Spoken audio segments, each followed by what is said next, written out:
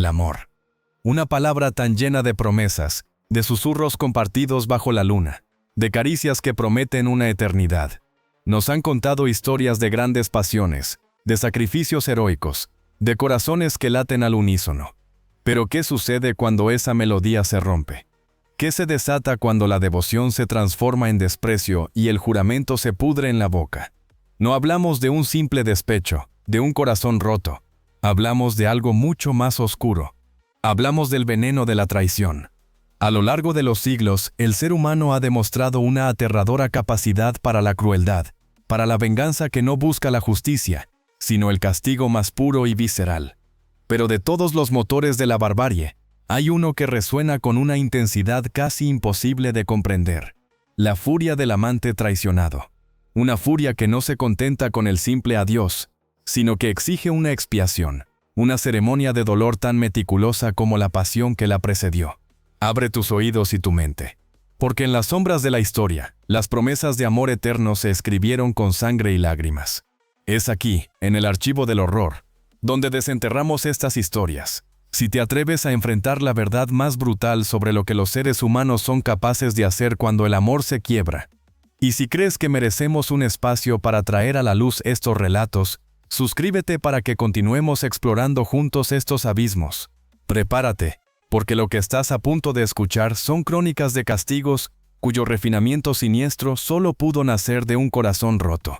Cada historia es un eco de una época, pero también un reflejo macabro de un sentimiento tan antiguo como la humanidad misma. Bienvenidos al tormento que nace del amor. Año 1583. El sol de la Provenza no era más que una burla dorada sobre los campos de lavanda. En las altas paredes del castillo de la Barone de Saint-Clément, sin embargo, el aire estaba pesado y frío. No había música, solo el eco de los pasos de la baronesa, una mujer cuyo nombre completo, Isabeau de Valois, evocaba un linaje tan noble como su alma era ahora un pozo de hiel. Había sido una belleza en su juventud, de esas que no solo atraen la mirada, sino que exigen la adoración. Pero el tiempo, implacable, había comenzado a robarle sus joyas más preciadas: la frescura de su piel, el brillo de sus ojos, la elasticidad de su cuerpo. Y en su lecho, Isabeau sentía el helado aliento de la soledad. Fue entonces cuando apareció Laurent de Montfort. Joven, apuesto, con una insolencia en la mirada que la hizo sentirse de nuevo 20 años. Laurent era su refugio, un jardín secreto donde la baronesa creía poder escapar de la sentencia de su propia edad. Pero el amor que ella compraba con joyas y favores, él lo entregaba de noche a una de sus doncellas, la joven y hermosa Marie, una criatura cuyo único crimen había sido tener la juventud que Isabeau había perdido para siempre. Una tarde, un susurro indiscreto de una sirvienta llegó a los oídos de la baronesa. Un relato de risas cómplices en un establo, de manos que se entrelazaban a escondidas. Al principio, fue la negación. Luego, la incredulidad. Finalmente, una furia tan negra y ardiente que quemó toda la piedad que pudiera haber quedado en ella. El amor de Isabeau no se había transformado en odio, se había pervertido. Y con él, su sentido de la justicia. Su venganza no sería la muerte, porque la muerte era demasiado rápida, demasiado misericordiosa. Su venganza sería un espejo, un reflejo grotesco de su propio dolor. El castigo que ideó se conoció, años después, como el suplicio de la Dama de Hierro. Una ironía macabra, ya que la Dama de Hierro era ella misma, en su crueldad inquebrantable. Ordenó a sus hombres que capturaran a Laurent y a Marie.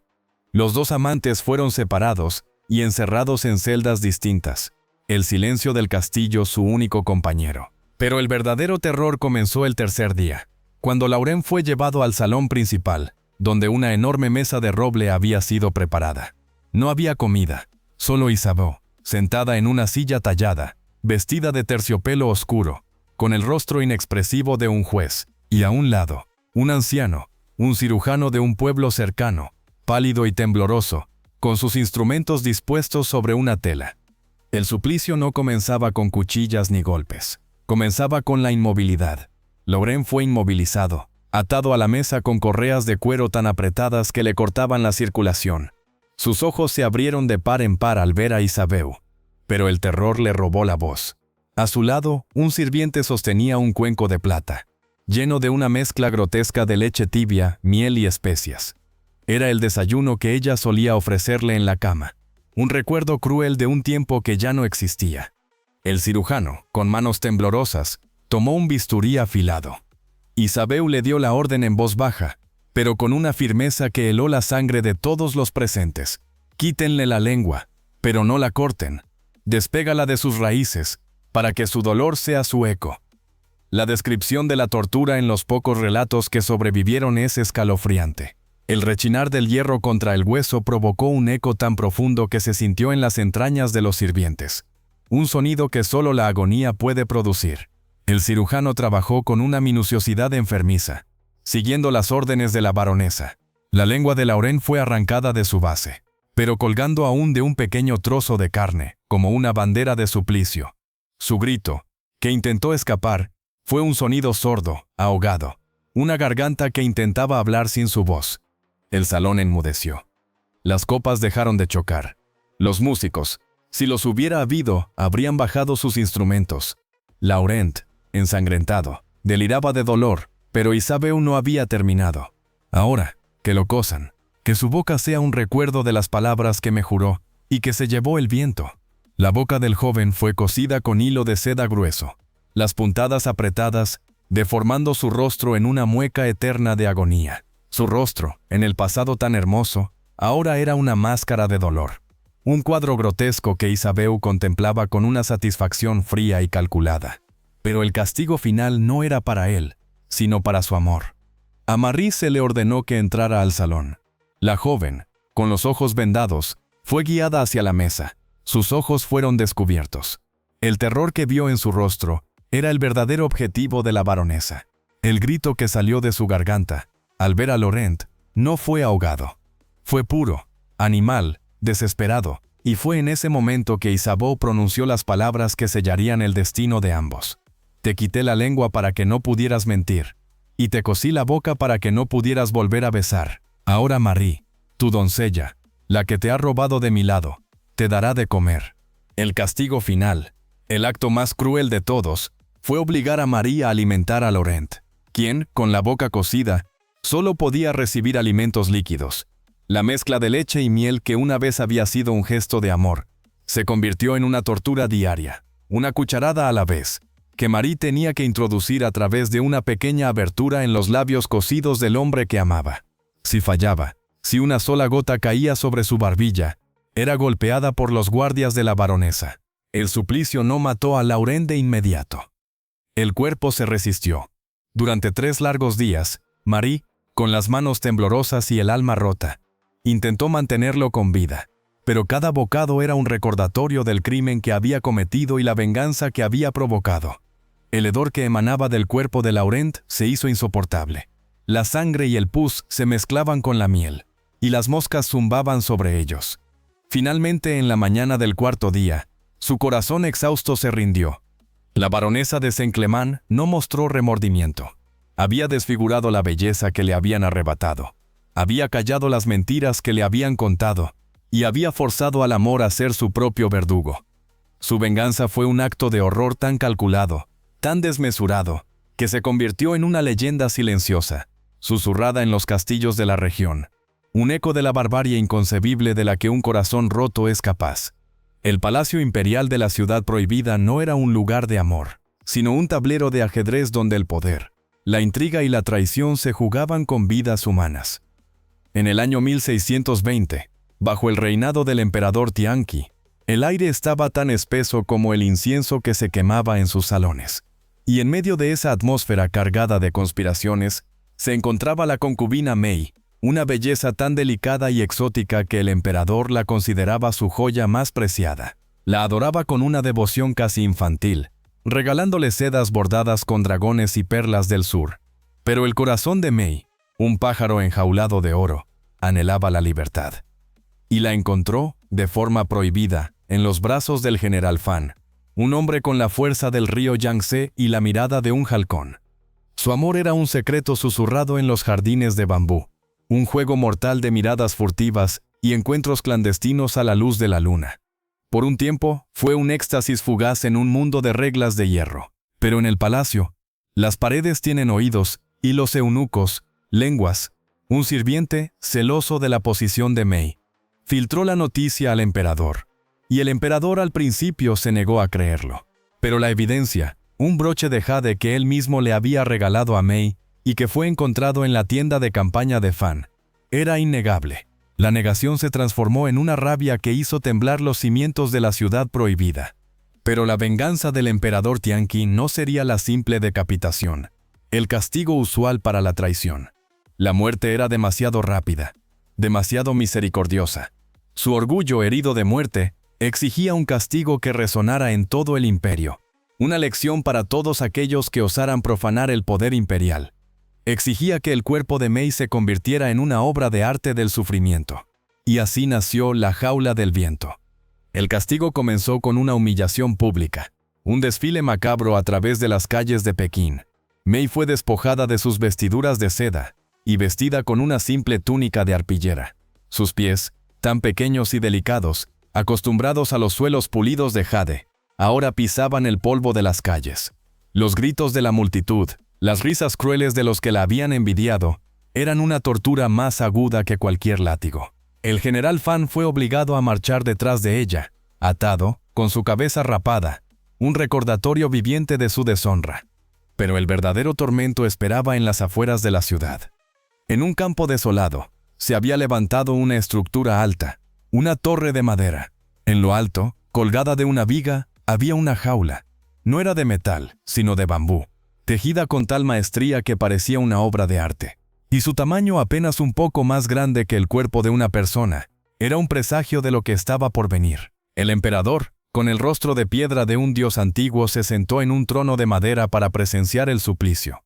Mei fue obligada a entrar en la jaula. Era tan pequeña que apenas podía sentarse. No podía recostarse. No podía extender sus brazos. Estaba atrapada, su cuerpo doblado en una postura antinatural. El hedor a bambú fresco y el calor sofocante del sol chino eran los primeros toques de su infierno. Y cuando el sol se puso, el frío cortante del viento nocturno se filtró a través de los huecos de la jaula, calando sus huesos. El castigo no era la tortura del metal o el fuego, era la tortura de la inmovilidad, de la exposición, de la lentitud de la muerte. El general Fan, atado a un poste debajo de la jaula, era obligado a presenciarlo todo. Cada gemido de Mei, cada ruego por agua, cada convulsión de su cuerpo, era una daga que se clavaba en el corazón del hombre. ¿Te imaginas la agonía de amar a alguien y ser forzado a ver cómo se marchita, cómo la vida se escapa de su cuerpo milímetro a milímetro, sin poder hacer nada? El emperador había encontrado la forma de castigar a ambos a la vez, transformando su amor en un espejo de dolor compartido. La agonía de Mei no era rápida. El hambre y la sed eran una tortura constante. Pero el verdadero suplicio era el viento. El viento en China no solo se refería al aire que movía los árboles. Se refería a los elementos, al sol abrasador que le quemaba la piel hasta que se resquebrajaba, a la lluvia torrencial que la empapaba y la hacía temblar de frío, a la humedad que hacía que su cuerpo se entumeciera y se hinchara. El bambú, con cada ráfaga de aire, se balanceaba, creando un zumbido macabro, que era el único sonido que acompañaba su agonía. Su cuerpo, en el pasado una obra de arte, ahora se convertía en una pintura grotesca de la degradación humana. Sus ojos, en el pasado llenos de vida, se volvían vidriosos, su piel amarillenta y veteada de manchas negras. Durante 3 largos días y 3 largas noches, el general Fan observó a Mei. Sus gritos se transformaron en un susurro, sus súplicas en un murmullo incoherente. El zumbido de las moscas, que se sentían atraídas por el hedor que emanaba de su cuerpo, se convirtió en la banda sonora de la muerte. Y en la mañana del 4.º día, un silencio se apoderó del campo. Mei había muerto. Su cuerpo, ahora un amasijo de huesos y piel, era una advertencia silenciosa para todos los que pasaban por allí. Pero el castigo del general Fan no terminó allí. El emperador, en un acto de crueldad final, lo liberó. Lo liberó para que viviera, para que recordara cada momento, cada agonía, cada susurro. Lo liberó para que el fantasma de Mei lo persiguiera por el resto de su vida. Para que la jaula del viento fuera su prisión personal, su tormento eterno. La venganza del emperador fue un recordatorio brutal de que en el amor, como en el imperio, no había piedad para los traidores. El aire en Toledo, en el año 1582, no solo olía a pan recién horneado y a vino, sino también a un miedo espeso, a un terror que se arrastraba por las calles como una sombra. Era el miedo a la Inquisición, un tribunal que no buscaba la justicia, sino la pureza de la fe, y que encontraba herejía en cada susurro y cada mirada furtiva. Y en esa ciudad de muros de piedra y pasadizos oscuros vivía un hombre llamado Alonso de Valdés, un mercader de telas cuya devoción religiosa era tan ferviente como su celo por su esposa Catalina. Catalina era una criatura de una belleza que parecía un desafío a la severidad de la época, con una risa que sonaba como el tintineo de una campana de plata. Pero su corazón no era de su esposo, pertenecía a su primo, un joven caballero valiente y apuesto. Su amor era un fuego bajo la ceniza, un secreto que se guardaba en las misas de la tarde y en las conversaciones a media voz en los mercados. Por un tiempo, fue una felicidad robada, un respiro en un matrimonio sin amor. Pero como todos los secretos en la era de la Inquisición, el de Catalina y su primo no tardó en salir a la luz. Alonso lo descubrió en un pergamino, un poema de amor que su esposa había escrito, oculto entre sus rezos. El horror en su rostro se transformó en una furia que no tenía nada de pasional. Era una furia fría, religiosa, un sentimiento de traición que no solo profanaba su matrimonio, sino también su honor y su alma. Para Alonso, la traición de Catalina no era solo un adulterio, era una herejía, un acto impuro que ponía en duda su fe, su hombría y su devoción. Y en su mente, no había un castigo terrenal lo suficientemente severo. Había un solo juez que podría purgar este pecado: el Santo Oficio. La Inquisición, en su infinita crueldad, no distinguía entre la herejía religiosa y la del corazón. Para ellos, un pecado era un pecado, y la traición de Catalina, a los ojos de su esposo y de la Iglesia, era una ofensa que merecía la más brutal de las expiaciones. El castigo que el tribunal ideó, bajo la atenta mirada de Alonso, fue un suplicio que combinaba la humillación pública con un dolor físico tan refinado que se conocía entre los verdugos como la piel de Judas. Catalina y su primo fueron capturados por los alguaciles del Santo Oficio y llevados a la Plaza Mayor. No había piedad en los ojos de la multitud, solo una mórbida curiosidad. Catalina, con su belleza tan despojada como su honor, fue vestida con un San Benito, una túnica amarilla con cruces rojas que la marcaba como una penitente. Pero su castigo no sería la hoguera. Sería algo mucho más íntimo, mucho más personal. El suplicio comenzó con la pera de la angustia, un artefacto de metal con forma de pera que se introducía en la boca y que, al abrirse, dislocaba la mandíbula y rompía la garganta. La pera se usaba para silenciar a los herejes, para robarles su voz antes de robarles la vida. El grito de Catalina, un sonido sordo y ahogado, fue el preludio de la barbarie. Pero el verdadero tormento fue la piel de Judas. Un verdugo con guantes de cuero tomó una navaja afilada y comenzó a cortar la piel de la espalda de Catalina en tiras, pequeñas y finas, como si estuviera pelando una fruta. No eran cortes profundos, eran cortes superficiales, estratégicamente colocados, diseñados para no matar a la víctima, sino para desfigurarla, para humillarla, para convertir su cuerpo en un lienzo de dolor. El verdugo, con una destreza que helaba la sangre, peló la piel de su espalda, centímetro a centímetro, revelando el tejido muscular y el hueso. La piel de Catalina, en su delicadeza, se convertía en una capa de suplicio. Su sangre no brotaba a chorros, sino que se filtraba lentamente, tiñendo el San Benito de un color escarlata. La multitud al principio reía y gritaba, pero a medida que el suplicio continuaba, un silencio sepulcral se apoderó de la plaza. El hedor a sangre y a carne quemada se mezclaba con el olor de las velas y el incienso, creando una atmósfera de horror palpable. Alonso de Valdés, de pie entre la multitud, observaba el suplicio de su esposa. No había dolor en su rostro, solo una satisfacción perversa, una sensación de justicia cumplida. Había castigado la traición, había purgado el pecado, y había entregado su alma al verdugo más grande de todos, el Santo Oficio. Catalina, con su cuerpo desfigurado y su alma rota, fue llevada de vuelta a la mazmorra.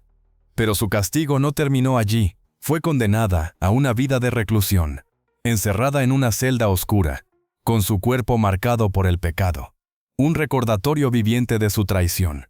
El primo de Catalina, por su parte, fue sometido a la garrucha, un castigo en el que se le ataba a una cuerda y se le subía y bajaba de un poste, dislocando sus brazos y piernas.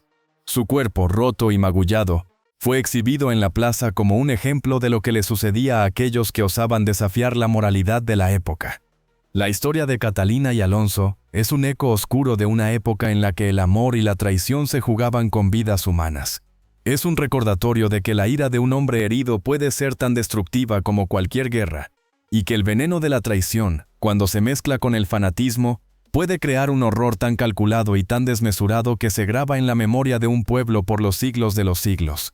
La Florencia del Renacimiento no era solo la cuna del arte y la ciencia, sino también un nido de víboras. Las familias de la alta sociedad, los Medici, los Pazzi, los Strozzi, se disputaban el poder con una ferocidad que se escondía detrás de la belleza de los palacios y la opulencia de los banquetes. Y en medio de esa danza de intrigas, en el año 1510, vivía Eleonora de Strozzi, una mujer de una inteligencia tan aguda como su belleza, prometida al joven heredero de la familia Rucellai. Pero su corazón, al igual que los secretos de la ciudad, tenía una vida propia. Se había enamorado de un hombre de los Pazzi, la familia rival de los Rucellai, un amor prohibido que, si se descubría, no solo rompería un compromiso, sino que desataría una guerra. Su amor era un baile de sombras en las callejuelas de Florencia, un romance febril que se tejía con mentiras y promesas secretas. Pero las paredes de los palacios no eran solo de piedra, sino también de oídos, y un sirviente, comprado por los Rucellai, descubrió su traición. El castigo que la familia Rucellai ideó para Eleonora no fue la muerte. La muerte era demasiado misericordiosa, demasiado rápida. Su venganza sería una obra de arte del sufrimiento, una lección para todas las mujeres que osaran deshonrar el nombre de su familia. No la matarían, la convertirían en un fantasma, una paria, una criatura que no podría mostrar su rostro en la sociedad. Y así nació el laberinto de los cuchillos. El suplicio no fue en la plaza pública, sino en un sótano oscuro, lejos de las miradas de la gente, donde solo la luz de una antorcha parpadeante iluminaba la escena. Eleonora, con sus manos atadas y sus ojos vendados, fue llevada a una sala con una mesa de piedra en el centro. La mesa estaba llena de instrumentos de metal, finos como agujas, con formas retorcidas. Eran cuchillos, pero no para matar. Eran cuchillos para cortar la piel, para desfigurar, para esculpir el dolor en el cuerpo de una persona. El verdugo, un hombre de la familia Rucellai con una maestría enfermiza para la tortura, se acercó a Eleonora. El suplicio comenzó con su rostro, la parte más hermosa y delicada de su cuerpo. El verdugo, con una precisión escalofriante, comenzó a cortar la piel de su cara en pequeños trozos, siguiendo las líneas de sus huesos. No la mataba, solo la desfiguraba, milímetro a milímetro. La sangre se filtraba lentamente, y el dolor de Eleonora era tan agudo que se desmayó varias veces, pero el verdugo siempre la despertaba con un golpe en la cara. La tortura duró 3 largos días. El verdugo, con una paciencia de artesano, desfiguró su rostro, su cuello, sus brazos, sus manos. No había una sola parte de su cuerpo que no fuera tocada por el laberinto de los cuchillos. Las cicatrices eran como un mapa del dolor, un recordatorio de su traición y de la venganza de la familia. Eleonora, en su agonía, pensó en el hombre que amaba, en los besos que se habían dado en la oscuridad, en las promesas que se habían hecho. Pero ahora, esas promesas eran solo un eco lejano, un recuerdo que se desvanecía en el dolor. El castigo final no fue la muerte, sino la vida. Eleonora fue liberada, pero se le prohibió mostrar su rostro en público. Se le obligó a usar un velo, una máscara de luto, por el resto de su vida. Su belleza se había convertido en un recuerdo, su rostro en una pesadilla. Se había convertido en un fantasma, una sombra que se arrastraba por las callejuelas de Florencia. Un recordatorio viviente de lo que le sucedía a aquellos que osaban desafiar el honor de las familias poderosas. La Francia del siglo XVII era un teatro de máscaras, donde la nobleza se movía entre intrigas y venenos como si fueran piezas de ajedrez. En las cortes, la belleza era una moneda, el poder, una droga, y el amor, un lujo que pocos podían permitirse. Fue en ese ambiente viciado donde una de las figuras más aterradoras de la historia emergió de las sombras, Marie-Madeleine Marguerite d'Aubray, la marquesa de Brinvilliers, Pero antes de ser la célebre envenenadora, fue una mujer traicionada, un corazón que se pudrió de rencor. Marie-Madeleine se casó con un hombre del que no estaba enamorada. Su verdadero afecto era para Godin de Saint-Croix, un oficial de caballería apuesto y seductor. Su amor era una pasión ardiente, un secreto que mantenían a espaldas de su marido, el marqués. Pero su padre, el severo Antoine d'Aubray, no veía con buenos ojos la relación de su hija con un simple oficial, y usó su poder para que Saint-Croix fuera encarcelado. Fue en las mazmorras de la Bastilla donde el amante de Marie-Madeleine aprendió el arte del envenenamiento de un compañero de celda, una lección que cambiaría para siempre el destino de la marquesa. El envenenamiento no era una venganza de un día para otro. Era una venganza lenta, sádica, que se servía en pequeñas dosis. Su padre, sus 2 hermanos, su cuñada, todos murieron en circunstancias misteriosas. Sus muertes no causaron sospechas al principio, porque eran atribuidas a enfermedades de la época. Pero lo que la gente no sabía era que en el salón de la marquesa, el amor se había transformado en un laboratorio de la muerte. La venganza de Marie-Madeleine no fue rápida. Fue una venganza de la paciencia, de la espera. Una cucharada de caldo envenenado, un sorbo de vino. La muerte no era instantánea, era una agonía lenta, un sufrimiento que duraba días, semanas. El veneno, un compuesto de arsénico y vidrio molido, se iba acumulando en el cuerpo, matando a las víctimas milímetro a milímetro.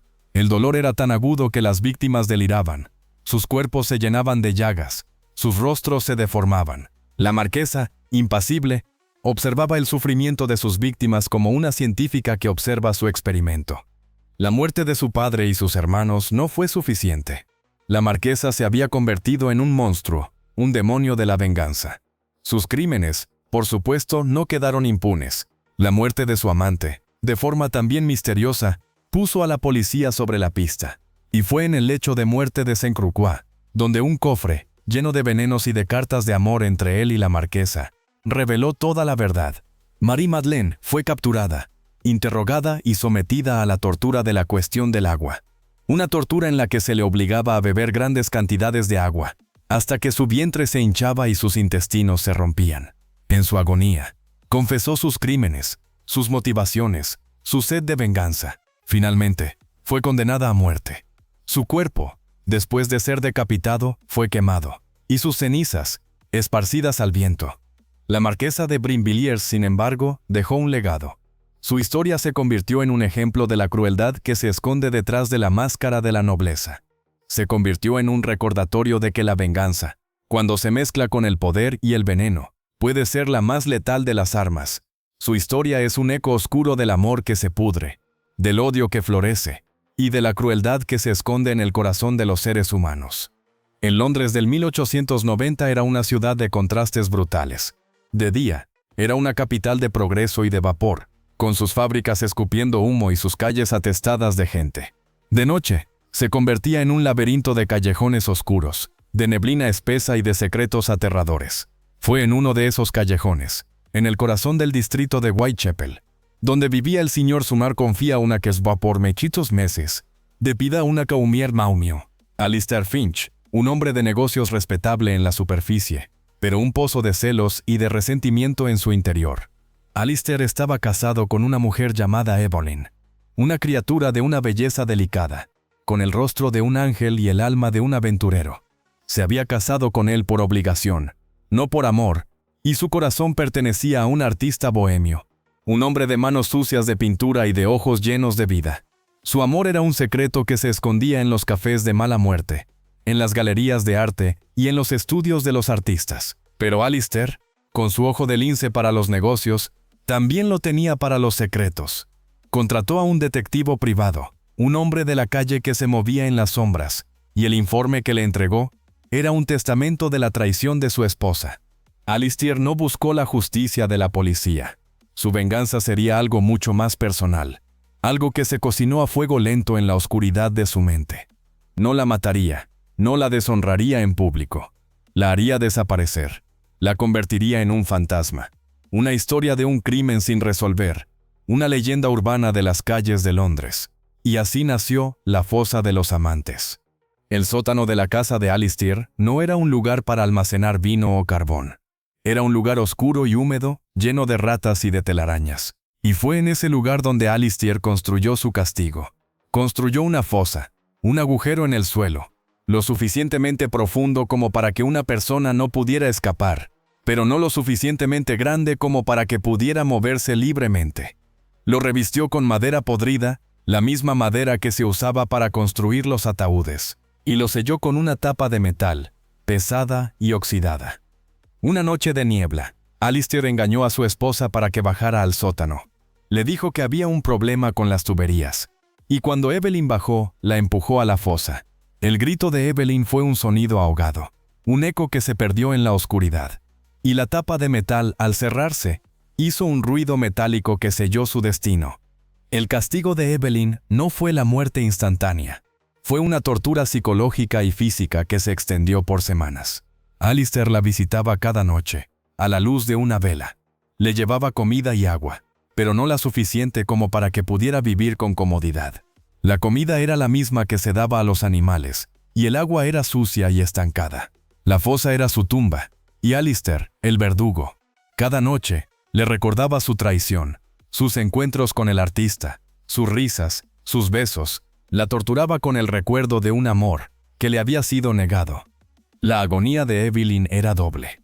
La física, de la sed, del hambre, de la humedad, del frío, y la psicológica, de la desesperación, de la soledad, de la locura. Alistair la observaba, impasible, con un brillo de satisfacción en los ojos. La veía marchitarse, su belleza desvanecerse, su espíritu romperse. El hedor a putrefacción, a orina y a excrementos se apoderó del sótano. Las ratas, atraídas por la inmundicia, se acercaban a la fosa, sus ojos rojos brillando en la oscuridad, y Evelyn, en su delirio, las veía como el reflejo de su propia degradación. La muerte de Evelyn no fue un momento, fue un proceso. Un día sus gritos se detuvieron, y Alistair, al abrir la tapa de metal, encontró un cuerpo inerte, un amasijo de huesos y de piel, un recordatorio de la venganza más cruel. Alistair cerró la tapa y la selló con cemento. La fosa se convirtió en la tumba de su esposa, y él, el guardián de su secreto. La leyenda de la fosa de los amantes se susurró en los callejones de Londres, pero nadie supo la verdad. Y Alistair, con su máscara de respeto intacta, vivió el resto de su vida con el fantasma de su esposa en el sótano, una víctima de su propia crueldad. Si llegaste hasta aquí, no fue fácil. Has caminado por los pasillos de castillos medievales. Has sentido el frío del viento en los campos de China. Has olido la sangre en las plazas de Toledo y el moho en los sótanos de Londres. Has sido un testigo de las atrocidades que el corazón humano, cuando se rompe, es capaz de desatar. En el archivo del horror, no contamos estas historias para entretener, sino para recordar, para entender que detrás de la justicia, la moralidad, e incluso el fanatismo, la venganza por traición ha sido un motor de atrocidades tan antiguas como la humanidad misma. Hemos visto que el amor y la venganza, en la historia de la humanidad, han estado entrelazados en una danza macabra. La baronesa de Saint-Clement no solo castigó la infidelidad, sino que desfiguró la belleza que le habían robado, convirtiendo el cuerpo de su amante en una obra grotesca de su propio dolor. El emperador Tianqi no solo encarceló a su concubina, sino que la obligó a morir lentamente, con su amante como testigo de su agonía. Alonso de Valdés no solo castigó a su esposa, sino que la entregó a la Inquisición, para que la justicia de Dios fuera el verdugo de su propio honor. La familia Strozzi no solo deshonró a Eleonora, sino que la convirtió en un fantasma, una paria en su propia ciudad. Y la marquesa de Brinvilliers no solo envenenó a sus víctimas, sino que hizo de la venganza una forma de arte, un acto de crueldad tan refinado que se convirtió en un legado. Y en el Londres victoriano, el sinier Dorisok Hautos en Chaintito Petrastalwato Poistunalios, fuera que esto utilizó caco estabación, Ujorjar en todas religiones. Finch construyó su propio infierno personal, una fosa en el sótano donde el amor traicionado se pudría en silencio. ¿Qué nos dice esto de nosotros? ¿Qué lección podemos extraer de estos relatos de crueldad y de dolor?